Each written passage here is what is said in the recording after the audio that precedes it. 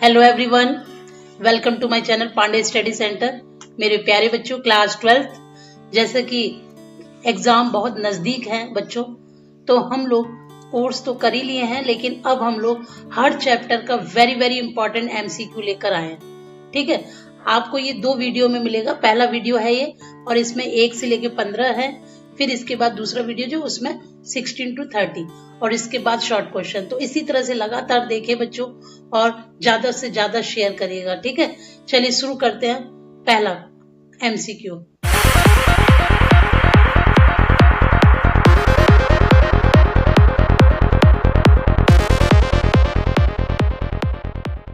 देखिए पहला है। देखिए सारे जितने इसमें इंपॉर्टेंट है, सब इंपॉर्टेंट है, समझ लीजिए। आप इसको पूरा स्टार्टिंग से लास्ट तक देखिएगा। ठीक, और मैंने सारा सॉल्यूशन भी आपको इसमें सॉल्व करके बताया। कह रहा है वैद्युतशीलता का मात्रक। तो सबसे पहले तो आपको पता होना चाहिए वैद्युतशीलता क्या होती है। वैद्युतशीलता एप्सिलॉन नॉट को कहते हैं। तो कूलाम के नियम से देखो, यहाँ पर मैं सॉल्व करती हूँ। कूलाम के नियम से क्या होता है बच्चों? कूलाम का नियम बताओ जरा, फटाफट से बताएंगे। F बराबर 1/4 pi epsilon not Q1 Q2 over R square, यही होता है ना बच्चों। तो हमें एप्सिलॉन नॉट, ये है निर्वात की वैद्युतशीलता। ठीक, तो हमको इसका मात्रक निकालना है। तो क्या निकाल करेंगे, कैसे करेंगे? एप्सिलॉन नॉट बराबर क्या हो जाएगा बच्चों? Q1 Q2 ओवर, ये F नीचे आएगा, 4 पाई तो है ही, into F into R square. अब आप सबके मात्रक लगा दीजिए। Q का मात्रक क्या होता है? कूलाम होता है बच्चों। तो इसका भी कूलाम ही होगा। 4 पाई तो एक कांस्टेंट वैल्यू है, F बल है, तो इसका न्यूटन होगा, इंटू, और R दूरी होती है, तो दूरी का मात्रक मीटर स्क्वायर होता है। देखो अब निकल आया ना बच्चों, क्या निकला?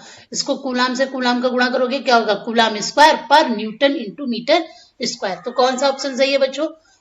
ए, कूलाम स्क्वायर पर न्यूटन इंटू मीटर स्क्वायर। तो यहाँ लिखा जाएगा A, coulomb square upon newton into metre square. Second वाला कह रहा है एक बिंदु आवेश पर वैद्युत ध्रुव के कारण लगने वाला एक बल निर्भर करता है किस पर? तो अभी देखो फॉर्मूला है ना, F बराबर 1/4 pi epsilon not Q1 Q2 upon R square. तो F पाती है R के ना, तो व्युत्क्रम अनुपाती है, तो किसके? R स्क्वायर के। तो यानी कि इसका बी वाला ऑप्शन सही होगा। कौन सा? बी। तो लिखेंगे यहाँ पर बी, F व्युत्क्रमानुपाती इसका होगा 1/R स्क्वायर। ठीक, ये वाला ऑप्शन सही है। चलिए इसके बाद वैद्युत क्षेत्र का मात्रक कह लो, या वैद्युत क्षेत्र की तीव्रता का मात्रक। बच्चों वैद्युत क्षेत्र की तीव्रता वैसे कैसी राशि है? सदिश राशि है। और फॉर्मूला क्या होता है बच्चों? E बराबर F/Q, ये होता है ना। तो F क्या है? बल है, और इसका मात्रक होता है न्यूटन। आवेश का मात्रक क्या होता है? कूलाम। तो कौन सा ऑप्शन सही आया बताओ, फटाफट बताओ। न्यूटन पर कूलाम, तो तीसरा ऑप्शन सही है, सी, न्यूटन पर कूलाम। चलिए चौथा देखो, चौथा देखिए, कह रहा है 8 कूलाम ऋण आवेश में उपस्थित इलेक्ट्रॉनों की संख्या। बहुत इंपॉर्टेंट, ये तो आप इंपॉर्टेंट लगाओ, वेरी वेरी इंपॉर्टेंट, हमेशा 1 नंबर में तो हमेशा आता ही है बच्चों। ये 8 कूलाम ऋण आवेश में उपस्थित इलेक्ट्रॉनों की संख्या। तो 8 कूलाम क्या दिया? क्यू का मान दिया है, क्यू बराबर 8 कूलाम। ठीक, और आवेश में उपस्थित इलेक्ट्रॉनों की संख्या, तो इलेक्ट्रॉनों की संख्या को हम लोग एन से रिप्रेजेंट कर रहे हैं। एन पूछा गया है। फॉर्मूला क्या होता है? Q बराबर NE। तो N बराबर क्या हो जाएगा? Q अपॉन E, जहां E क्या है बच्चों? मूल आवेश है, इसका मान फिक्स होता है 1.6 इंटू 10⁻⁻19 कूलाम। बस रख दीजिए 8 कूलाम बटा E का मान 1.6 इंटू 10⁻⁻19 कूलाम। तो कूलाम से तो कूलाम कैंसिल ही हो जाएगा ये। ठीक, ये पॉइंट हटाओगे ऊपर, तो कितना आ गया? 80/16 है, और ये 10 की घात 19 ऊपर जाएगा, ये माइनस में तो प्लस, तो 16 पंजे 80, तो आ गया 5 इंटू 10⁻19। ठीक, कोई मात्रा नहीं, क्योंकि संख्या है। तो कौन सा सही है? ए ऑप्शन सही है इसमें, ए, 5 इंटू 10⁻19। ठीक है, चलो पांचवा देखो, एक इलेक्ट्रॉन एक वैद्युत क्षेत्र के अविलंबवत प्रवेश करता है। इलेक्ट्रॉन का गमन पथ कैसा होगा? परवलयाकार। कैसा होगा? परवलयाकार। ए, डी ऑप्शन सही है, परवलयाकार। अब देखो मैंने रीजन लिखा है, क्यों? क्यू इलेक्ट्रॉन एक ऋण आवेशित कण है, अतः इस पर इसकी गति के लंबवत बल लगेगा, इसलिए इलेक्ट्रॉन की गति का पथ जो होगा वो कैसा होगा बच्चों, परवलयाकार। छठवां देखिए, कह रहा है दो समान आवेश है Q और Q को जोड़ने वाली रेखा के मध्य बिंदु पर आवेश Q रख दिया जाता है, तो इन तीनों आवेशों का निकाय संतुलन में होगा यदि Q का मान होगा। इसमें से 4 ऑप्शन दिए, कोई एक सही है, कैसे क्या है, मान लो ये A और B है, ठीक है, इस पर भी आवेश क्या है, Q है, और इस पर भी आवेश क्या है, Q है, समान आवेश है तो प्रतिकर्षण होगा। दूसरी बात, इसके मध्य बिंदु पर एक Q आवेश रख दिया गया है, ठीक, तो इन तीनों आवेशों का निकाय संतुलन में होगा यदि Q का मान होगा। तो इसको हम सॉल्व कैसे करेंगे, पहले A के कारण B पर लगने वाला बल, ठीक है, मान लो इसकी दूरी हम लोग क्या ले लेते हैं, R ले लेते हैं, ये इसकी दूरी A से B तक की दूरी क्या ले ली मैंने बच्चों, R, ठीक है, तो फिर हमारी यहां से यहां तक की दूरी क्या होगी छोटे आवेश के कारण, R/2। तो पहले A के कारण B पर लगने वाला बल निकालो, ये A के कारण B पर लगने वाला बल मैंने लिखा FAB, और B के कारण A पर लगने वाला बल जो होगा वो FBA होगा। अब दोनों को निकाल लेते, तो पहले FAB निकालते हैं बच्चों, FAB, तो क्या होता है, फॉर्मूला आपको मैंने अभी बताया, इसमें 1/4πε0, तो आप उसको K भी लिख सकते हो, K, ठीक, Q1 Q2 होता है, तो Q क्या है, दोनों ही Q है, Q स्क्वायर कर देंगे, अपॉन बीच की दूरी क्या है, R स्क्वायर हो जाएगी, ठीक है। इसी तरह से हम लोग अब क्या करें, मतलब ये A B क्या है, मैंने ये A B क्या है बच्चों, A क्या है, A B का मतलब है कि A के कारण B पर लगने वाला बल, ठीक है, और FBA का मतलब क्या है, यहाँ FBA का मतलब क्या है कि B के कारण A पर लगने वाला बल। तो चलो अब यहाँ पर K और कौन से हैं आवेश, कौन कौन से, Q अपॉन R स्क्वायर, तो R कितना है, R/2 का होल स्क्वायर, ठीक है। अब इसने पूछा क्या है कि संतुलन में, तो दोनों को बराबर कर देते हैं, तो FAB बराबर FBA, तो देखो बराबर कर दिया, क्यों कर दिया कि दो आवेशों Q के बीच तीसरे आवेश Q को मध्य में रखने पर आवेश Q के संतुलन के लिए, समझ रहे हैं, तो दोनों को जब बराबर कर दिया तो इनकी वैल्यू रख दो, FAB की वैल्यू क्या है, KQ square upon R square, ठीक है, और FBA की क्या है, KQ अपॉन R स्क्वायर, और ये हो जाएगा 4, 2 दूना 4 ना, तो ये ऊपर चला जाएगा 4, ठीक, तो ये K से K कैंसिल, एक Q से एक Q कैंसिल, R स्क्वायर से R स्क्वायर कैंसिल, तो बचा क्या, Q इक्वल 4Q, ठीक, तो हमें तो स्मॉल Q का मान निकालना है, तो स्मॉल Q इक्वल क्या हो जाएगा, Q अपॉन 4, लेकिन ये माइनस में होगा, मैंने लिखा है रीजन, तो देखिए मैंने लिखा है ना, आवेश Q पर Q द्वारा बल के संतुलन के लिए, अथवा Q पर Q द्वारा बल के संतुलन के लिए Q क्या होगा, ऋणात्मक होगा, इसलिए इसका मान क्या होगा, ऋणात्मक, तो यहाँ पर लगा देते हैं हम लोग ऋणात्मक, और ऑप्शन कौन सा सही हुआ बच्चों, देखें ऑप्शन नंबर B, तो B सही है, Q अपॉन 4, ठीक है।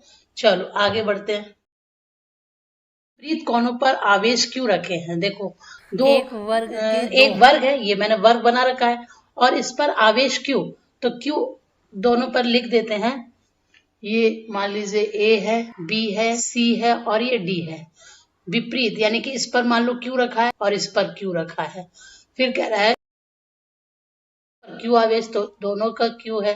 अब देखो दूसरे दो इसकी मैंने भुजा मान ली, कोई वर्ग है, इसकी भुजा मान ली मैंने क्या, R, ये तो प्रत्येक चारों भुजाएं बराबर होंगी।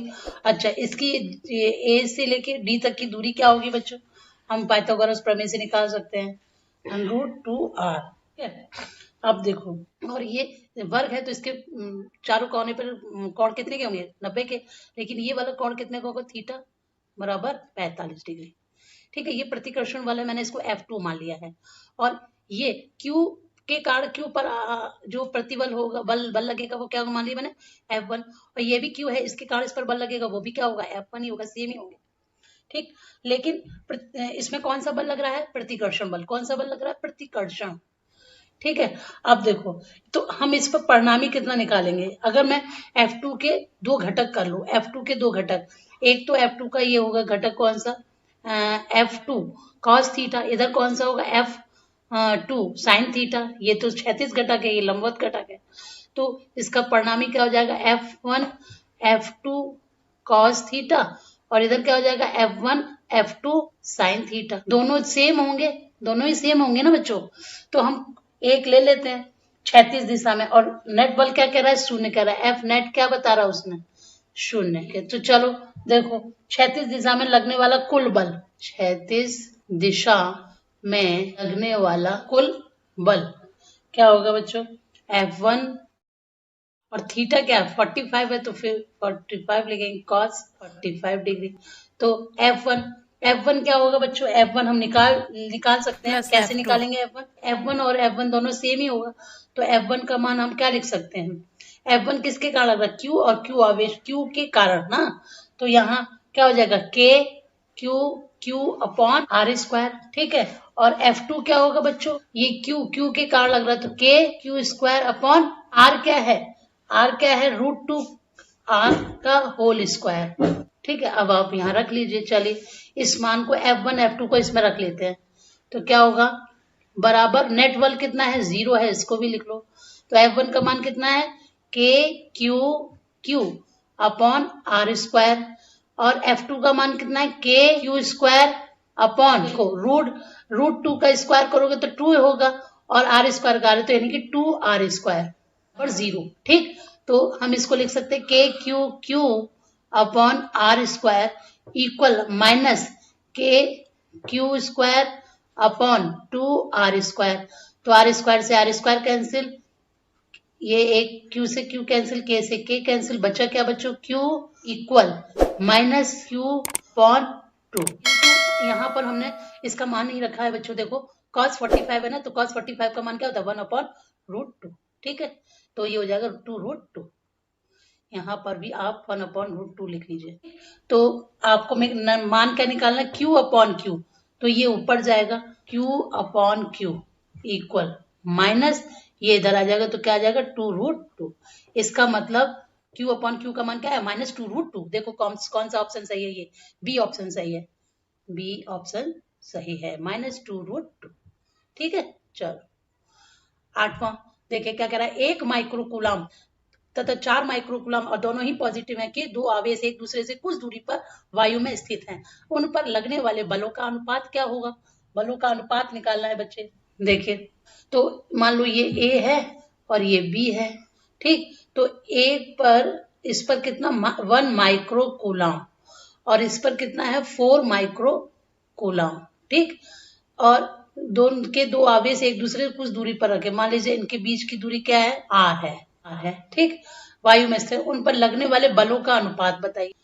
ये FAB क्या लिखूंगी मैं, A के कारण B पर लगने वाला बल, B पर लगने वाला बल, ये FAB होगा, ठीक है, और B के कारण A पर लगने वाला बल ये इधर बनेगा BA, तो ये लिख लो FBA, ये क्या है B के कारण A पर लगने वाला बल। चलिए पहले FAB निकालते हैं, कूलाम के नियम से क्या होगा 1/4 पाई एप्सिलॉन नॉट होता है, तो हम K ही ले ले रहे हैं K, और आवेश क्या है Q1 Q2, तो आवेश पहला क्या है 1 इंटू, और माइक्रो में है तो चेंज करना पड़ेगा 10⁻⁶ इंटू 4 इंटू 10⁻⁶। देखो फॉर्मूला होता है आपका 1/4 pi epsilon not Q1 Q2 over R square, हम इसको ऐसे भी लिख सकते हैं 1/K Q1 Q2 over R square, और माइक्रो को चेंज करना होता है, जैसे 1 माइक्रो कूलाम है, इसको चेंज करेंगे तो 1 इंटू 10⁻⁶ कूलाम, ठीक है। Q ये Q1 है, ये Q2, तो 4 माइक्रो कूलाम है, ये हो जाएगा 4 इंटू 10⁻⁶ माइक्रो कूलाम, ठीक है, ये आपका रफ वर्क है। इसी तरह से FBA निकाल लो, क्या होगा, अच्छा इसको पूरा लिखते हैं पहले, R स्क्वायर तो सेम है, K 1 इंटू 10⁻⁶ इंटू 4 इंटू 10⁻�6 बटा R स्क्वायर, तो K 4 इंटू 10⁻12 हो जाएगा, और नीचे R स्क्वायर। इसी तरह से इसको सॉल्व करो, K 4 into 10⁻12 upon R square. देखिए क्या कह रहा है, बलों का अनुपात चाहिए, तो बल का अनुपात, अब हमने दोनों बल निकाली हैं, दोनों का अनुपात ले लेते हैं, दोनों को डिवाइड कर देंगे। तो एफ ए बी बटा एफ बी ए, दोनों का रख दो value, k into 4 into 10⁻12 upon r square. इसी तरह से इसका भी k into 4 into 10⁻12 upon r square. दोनों सेम वैल्यू कट जाएगी तो क्या बचेगा, 1/1, यानी कि आंसर क्या आ गया, एफ ए बी अनुपात एफ बी ए क्या आ गया, 1:1। तो आंसर देखो कौन सा सही है, सी ऑप्शन सही है, 1:1। चलिए आगे बढ़िए।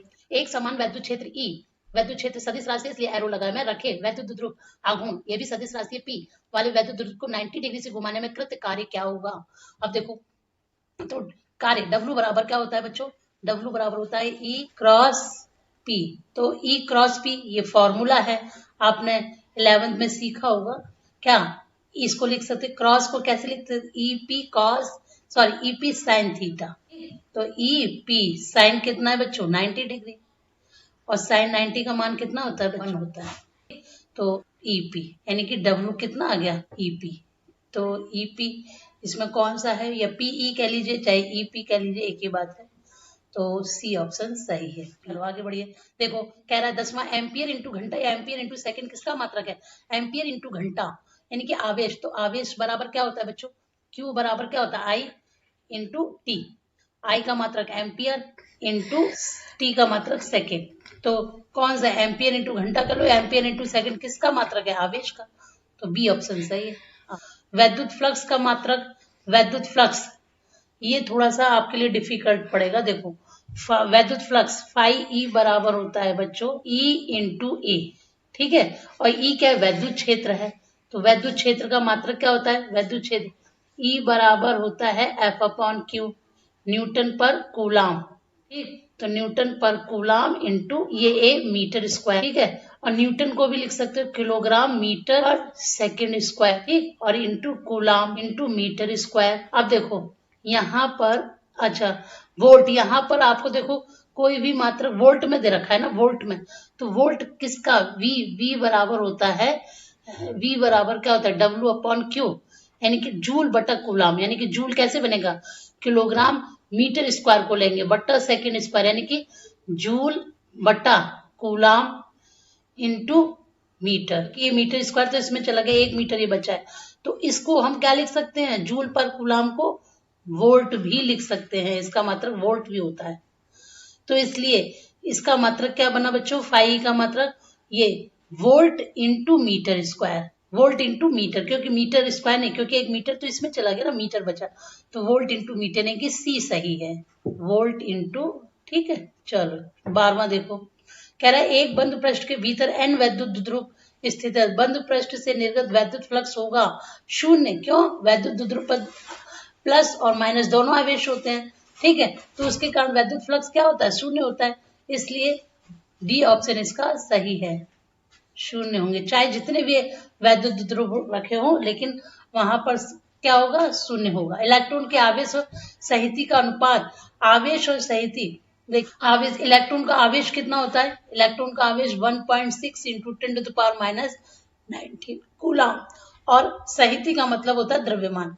तो इलेक्ट्रॉन का द्रव्यमान यानी कि Me 9.1 इंटू 10⁻31 किलोग्राम होता है। अब इन दोनों का अनुपात पूछ रहा है, तो अनुपात के लिए निकाल लीजिए, क्या होगा, अनुपात E अपॉन Me, ठीक। तो 1.6 इंटू 10⁻19 अपॉन 9.1 इंटू 10⁻30, 1 पॉइंट से पॉइंट कैंसिल कर दो। जब इसको सॉल्व करोगे तो क्या आएगा, 16 अपॉन 91 इंटू 10⁻19 और ये प्लस 31 हो जाएगा। तो 16, एक आप इसमें से 0 ले लो तो ये बचेगा 91 इंटू 10⁻0 इसमें ले लिया तो यहाँ 30 रह गया, 30 में से 19 माइनस करेंगे, कितना बचेगा बच्चों, भाग लगाएंगे तो ये आ जाएगा 1.77 इंटू 10⁻11 किलोग्राम पर कूलाम पर किलोग्राम, ठीक है। तो कौन सा ऑप्शन सही है बच्चों, ए ऑप्शन सही है, 1.77 इंटू 10⁻11 पर किलोग्राम। चलिए 14वां 14 देखो, किसी बिंदु पर वैद्युत क्षेत्र की तीव्रता निम्न से किसके r की पावर 0 के अनुक्रमानुपाती होगी। देखो r की पावर 0 का मान क्या होता है, एक ही होगा ना, किसी भी वेरिएबल की पावर अगर 0 होती है तो उसका मान 1 होता है, ठीक। तो इसमें कौन सा है, आवेश के अनंत समतल चादर के लिए फॉर्मूला क्या होता है, E बराबर होता है बच्चों, E बराबर सिग्मा अपॉन 2 एप्सिलॉन नॉट। ठीक, तो इसमें देखिए R0 का मान यहाँ इंटू 1 लिख सकते हैं नहीं, और E बराबर sigma upon 2 epsilon not R की पावर 0 लिख दो। तो ये किसके लिए सही है, आवेश के अनंत समतल चादर, तो आपका सी ऑप्शन सही है।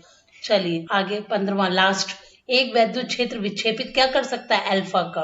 ये आपको मैं डायरेक्ट बताती हूँ, अल्फा का। ठीक, तो ये थे बच्चों 1 से लेके 15 तक। आपको 16 से लेके 30 दो ही वीडियो में आपकी कवर करूंगी। 16 से लेके 30 अगला वीडियो मिलेगा। आप इस वीडियो को पूरा देखिए और इसके आगे आने वाले वीडियो के लिए नोटिफिकेशन ऑन कर लीजिए, ताकि आपको सभी वीडियो मिलते रहें। फिर इसके बाद आपको मिलेंगे शॉर्ट क्वेश्चन, और इसी तरह से क्रम आगे चलेगा। बहुत जल्दी जल्दी मैं वीडियो डालने वाली हूँ, आप देखते रहिए, बने रहिए। Thanks for watching.